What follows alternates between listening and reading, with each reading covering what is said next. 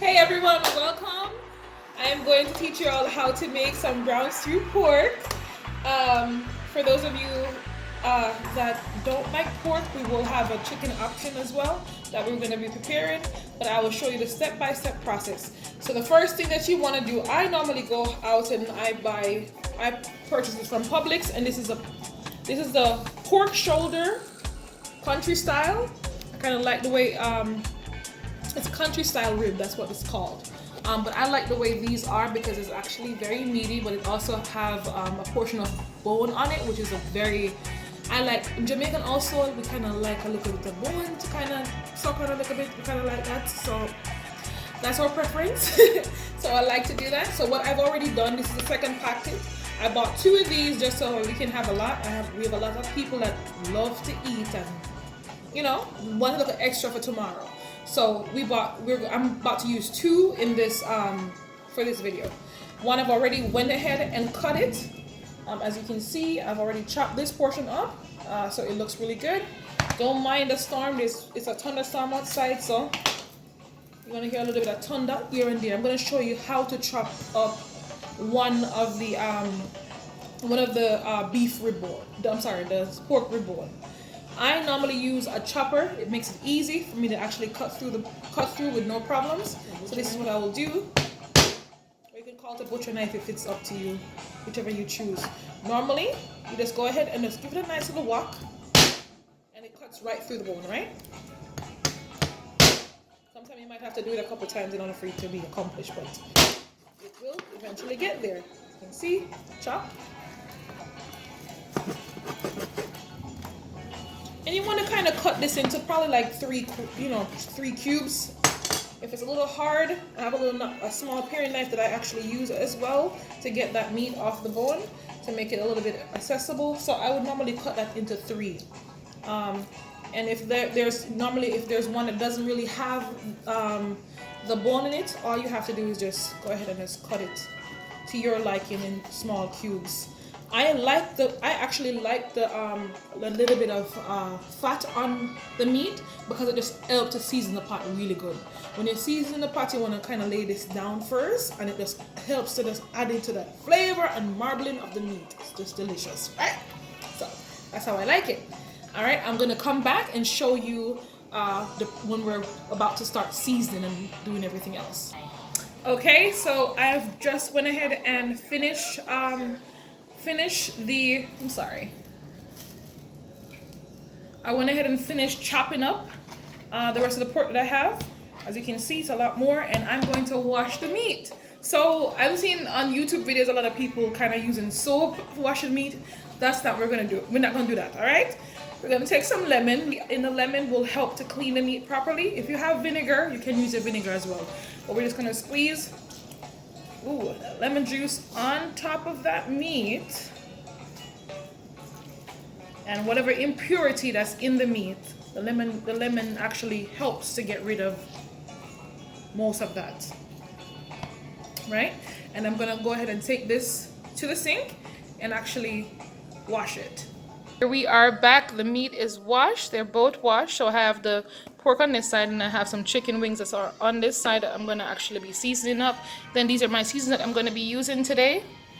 And as you can see, we also have some natural vegetables, onions, tomato, garlic, thyme, just to help to spice up the pot just a little more.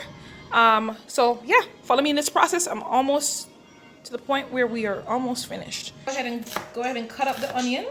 If you are a person that cries when you cut onions, you might want to soak the onion for a little bit just so that you're not crying and like bawling your eyes out while you're cutting this. And if you want to properly cut it, you probably want to tuck your fingers in so you don't chop your fingertips off. So I'm just going to give it a really quick rough chop.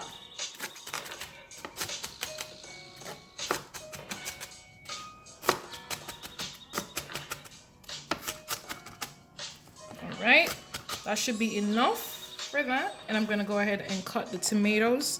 Cut up some tomatoes. I already pre-cut a little bit, a couple of them in here already. And I'm just gonna give the tomatoes a rough chop as well. just so that we can add that beautiful flavor, that fresh seasoning that you need. It's a fresh vegetable that you would need. I also have, and if you hear a little bit of sniffling, it's because this onion is getting to me, girl. And guys, viewers. All right, we're gonna go ahead and cut up the scallion. I'm sorry, the thyme, so that we can actually add it into our meat. All right, thank you. We're gonna have to move on to the next step, and I'll show you what we're gonna do next. Anyways, so I went ahead and chopped up all the vegetables. As you can see, we have an onion, we have our tomato, we have some thyme, and we also have some garlic that I went ahead and minced. And one of the main things I forgot is to tell you about this browning. So, you know, say you really a cook when you see your little dirty browning bottle, right? All right, so you know, so you're actually doing some cooking in the kitchen, because that's necessary. Anyhow, so we're gonna go ahead and evenly distribute. Actually, not really evenly distribute because we don't have a lot of chicken. So I'm just gonna go ahead and evenly put a little bit of thyme, tomato, onion into this mixture that we have going on here, so that we can have the flavor and everything going. Normally, some people would have this marinate overnight. We don't have that time. We're just gonna do a little bit of quick cooking, as you can say. If you have a little bit left over, that's fine. You can always use it for later on. You don't have to use the whole thing. I went ahead, I would recommend using half of an onion. Maybe if you're doing 2 different pots, I would do half an onion, tomato, 1 tomato, probably like 2 sprigs of thyme, and 2 cloves of garlic. That helps. And of course, if you cry in the process, hey, it's a part of cooking. That's all right. So we're just going ahead and we're gonna start seasoning with our dry season. As you can see, I like to use this particular brand. It's one of my favorite brands. And we're just gonna season. I don't have necessarily an amount because I wasn't taught to use an amount. We kind of just season by what what we can see. Let's go ahead and put a little bit of that in it. I'm sorry.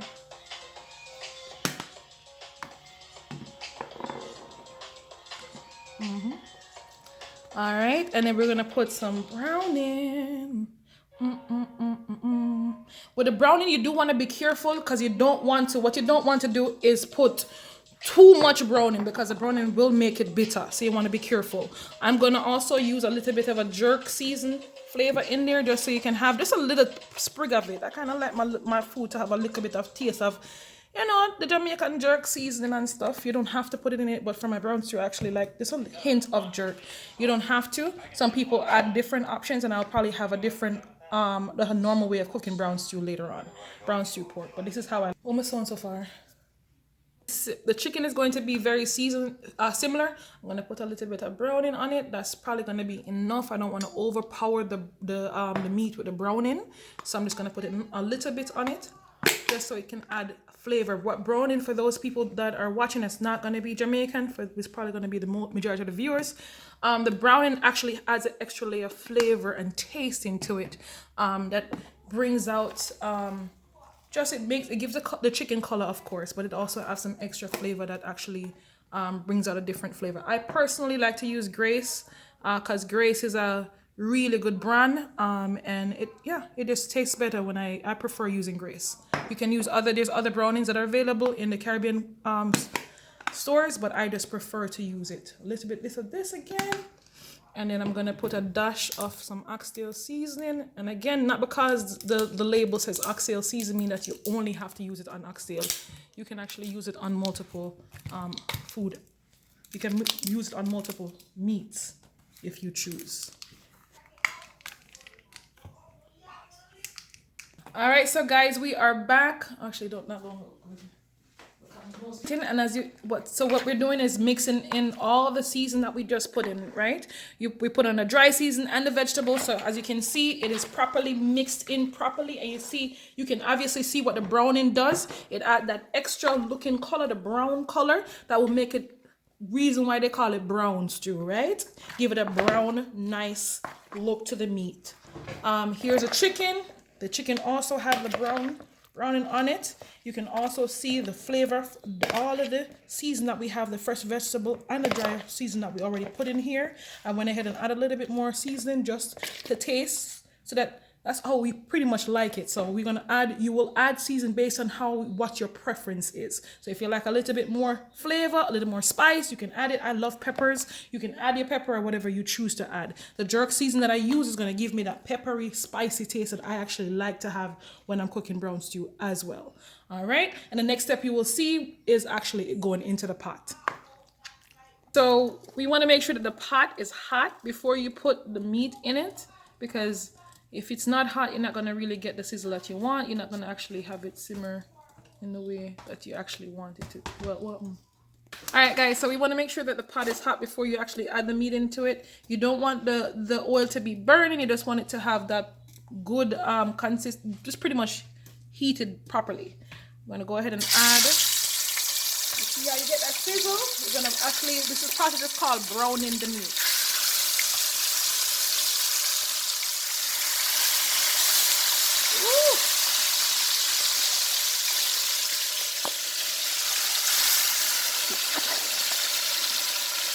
And guys, she's a doing it decent way, because now I'm going to store everything in my pot. And call it a day.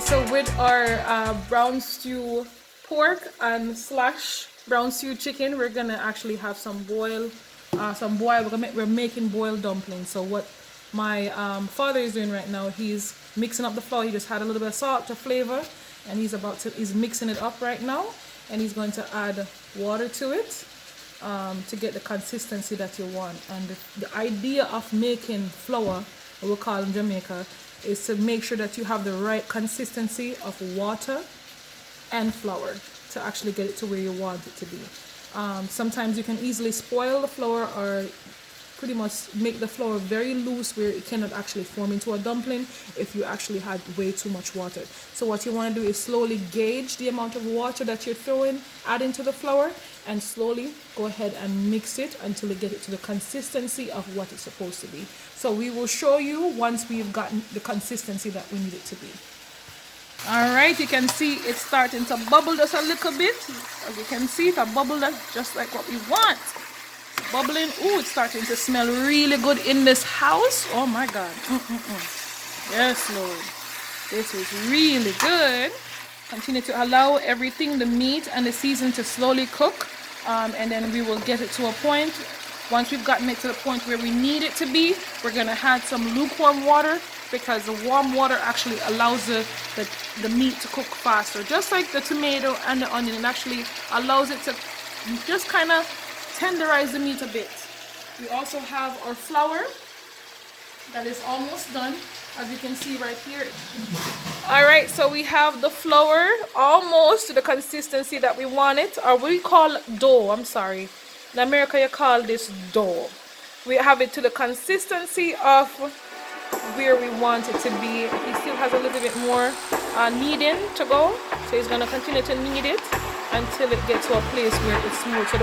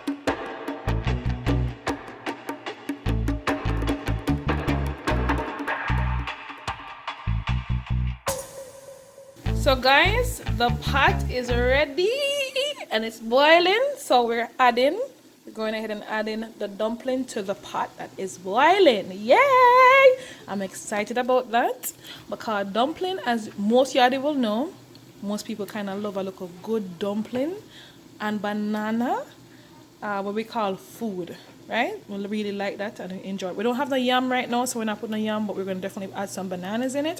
And yeah, when the banana is ready, we're going to teach you how to cut the banana and add it to the mixture as well.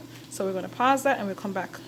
All right, so as you can see, this pot has made its own juice, cooked in its own beautiful juice. So I have another pot that's cooking up with the remainder of the season that I had, that I used from the basin. So when you have the basins, what we kind of cook, we seasoned everything in. What you don't want to do is throw away. Just go ahead and wash the basin immediately. You want to remove all the excess, like any season or any juices that's left in it. Put in a separate pot. If you can choose to throw it in it later on, put it in it later on, or you can actually allow it to just simmer a little bit, which I have it on the stove right now, just making it hot, so that I can actually add it into the rest of this right here. It makes the food cook faster and it reduces the toughness of the meat as well. You don't have to, but I kind of like to do that. It adds to the flavoring and everything. All right, so now we are in the process of we're gonna start cutting up the banana. So one thing you want to make sure you do is actually add some oil to your hand so that the banana don't actually leave a stain on your hand, right? So this is really yardie cooking. So if you still see the flour on his hand, it's because this is really yardie cooking. That's what we do. We usually just leave from one process to another. So we don't in between it. We cook the dumpling. Once we finish kneading the dumpling, we're gonna go ahead and do the banana. So right now he's cutting the banana off the stem, and we're gonna show you how to properly cut the banana. All right, from top to bottom, cut the ends off, and you're gonna slowly peel it off. There we go. We're gonna slowly peel it off, the skin off the banana. You wanna don't leave any of the residue of the banana, like the I don't know how to properly say that. You don't want to leave anything. Like what he's gonna do now is go through with a knife and just clean off the excess of it. And there are some people, as my sister just reminded me, there are some people that cook with a whole banana skin on it. Sometimes that's good as well. If that's your preference, you can do that as well.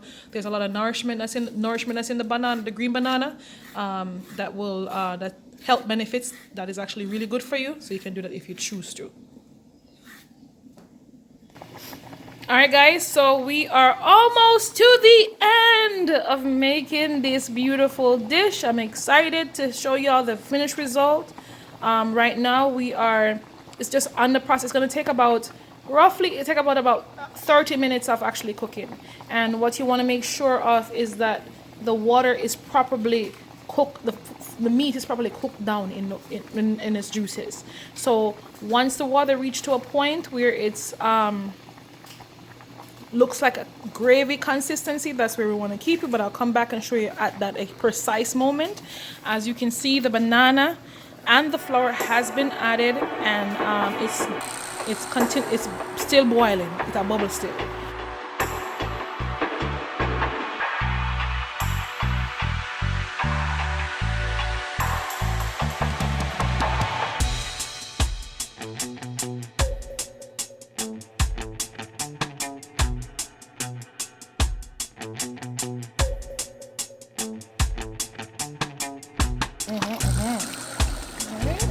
Then you want to go ahead and plate it.